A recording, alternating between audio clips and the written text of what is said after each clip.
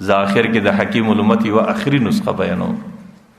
الله تعالی د قبر جنت کې زما په الله قسم چې هغه کوم نسخې بیان کړي دي چې سړی ورته وګوري د انسان په زړه کې سکون راسي. حکیم الامت حضرت اشرف علي تانوي رحمت الله علیه د انسانانو ته یوه آخري نسخه ښکاره کړې.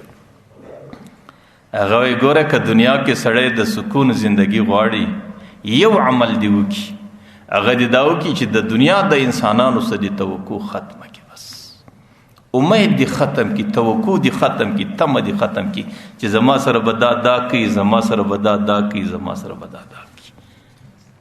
د ټولو خبرو توقع صرف د الله و ذات وسات چې زما سره چې څه کوي هغه به خپل رب را سره کوي. بس و چې د انسانانو سره د خیر توقع ختم شوله، کدی ورور دی د خیر توقع مزین کوه، کدی پلار دی د خیر توقع مزین کوه، کدی قریب دی که پردی دی که خپل دی د خیر توقع مزین کوه چې څومره توقعات دي هغه د خپل رب سره وساته. اوس دنیا کې کدی خلکو ستا سره ښه سلوک وکړي ډېر به خوشحاله سي، ځکه ستا توقع نه و در سره وکړه. او که چیرې د خلکو بد سلوک در سره وکړي ډېر به نه پریشانه کېږي، ځکه د اوله سره ستا ګمان دا و چې زما سره خیر نشته، زما سره به بد کېږي. ځکه دا دنیا د خیر ځای نه دی، دنیا د راحت ځای نه دی. دنیا زما او ستا جلخانه ده. په جلخانه کې څوک ازادي، په جلخانه کې چا خیر کړی دی، په جلخانه کې چا راحت کړی دی. په جیلخانه کې چې د سړي زندگی راسي چې کم څوک د جیل متصرفین دي د هغو د طرف هم د سړي سره سخته ګزاري، او چې کم څوک ستا سره په جیل کې اوسېږي ډېر ځله د هغو هم زندگی در سره سخت. نو دنیا زما او ستا دپاره جیلخانه ده. په جیلخانه کې مشکلات راځي، جیلخانه د مشکلاتو ځای ده. په جیلخانه کې سړی د چا څه د ښو توقع نشي کولی چې دلته به زما زندگی په راحت باندې راځي، دلته به خامخا مشکلات راځي.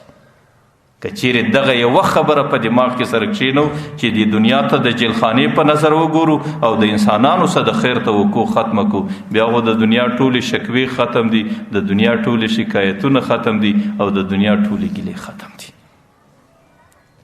خو ما درته ویل دا خبرې صرف د اورېدلو سره کار نه لري چې بس ما وویل تا واورېدل.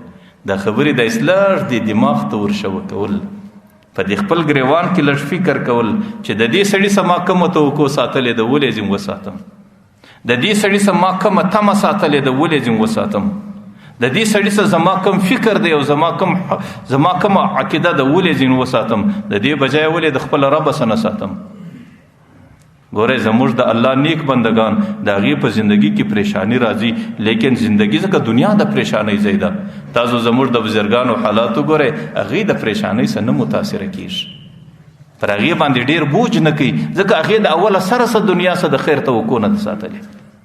چې کله دې د دنیا سره د خیر توقع د اوله سره نه یې ساتلې، بیا که تکلیف در باندې راسي ستا د توقع ډېر خلاف نه وي، او کم عمل چې د سړي د توقع ډېر خلاف نه وي سړي ډېر نه پریشانه کوي، او چې کم عمل پر سړي د توقع خلاف راسي هغه بیا پر سړي باندې ډېر بوجي. ځکه حضرت سفیان ثوری رحمه الله یو قول دی، هغه وایي که د دنیا بادشاهان د دې بزرګانو په راحت خبر سي چې د بزرګانو زندگی څومره په راحت کې ده، وایي دغه د دنیا بادشاهان به زموږ خلاف تورې راواخي او په دې نیت باندې چې دا راحت به زموږ څه وکاږي. نو ځکه د پیغمبر علیه صلات وسلام سیرت زموږ د کامیابۍ یو صفت دی، د پیغمبر علیه السلام زندگی زموږ د کامیابۍ یو نقشه ده. او د پیغمبر علیه صلات وسلام څلور خبرې حضرت خدیجه ورته کوي. اوله دا د وسیله رحمی کول، د غریب سره احسان کول، د میلمه اکرام کول، چې پر خلکو باندې ستړي ورځې راسي د خلکو مدد کول. حضرت خدیجه ورته دا صفتونه په تا کې سته او دا صفتونه د رسوایي صفتونه نه دي، چې په کم چا کې دغه صفتونه رالو د هغې زندګي به د رسوایي څخه محفوظه سي. الله تعالی دې خبر باندې د عمل کوو.